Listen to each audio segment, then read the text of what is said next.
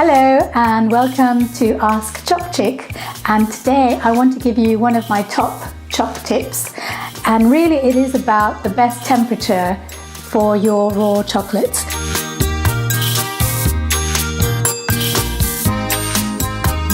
When you make your raw chocolates and you leave it to set in the freezer, it has a particular colour and taste, so it will be quite smooth and shiny and nice and cool and melt in your mouth. So it's got a lovely texture. If you leave your chocolates out of the freezer at a different temperature, the chocolates start to change. So the colour is less shiny and glossy, it's a lot more matte, and actually the texture changes. So what do you do? Because I prefer the taste of the cool ones to ones that have been left out at room temperature for a few hours or even a day or two. So the best thing to do is just to reheat them. So I've got here some coconut ones that I made earlier, and I'm going to just pop them in the bain-marie and just going to remelt them again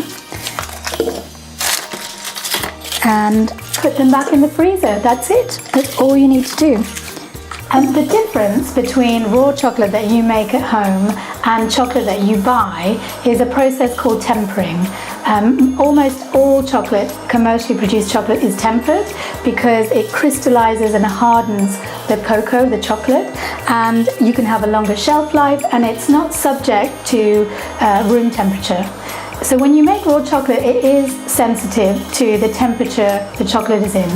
Once you've put it in the freezer, you can eat it directly from the freezer, but if you leave it out, don't put it back in the freezer, the taste will completely change because there's no emulsifiers, it hasn't been tempered, so it is really sensitive, your raw chocolate, bless it. It only takes a few seconds, probably a minute to melt. You don't want to overheat it, of course, and just keep whisking it with a metal whisk, because essentially your metal whisk is kind of tempering it, because this is cool, this is hot, and it is helping it bind, and it gives it that smooth texture. So that's it.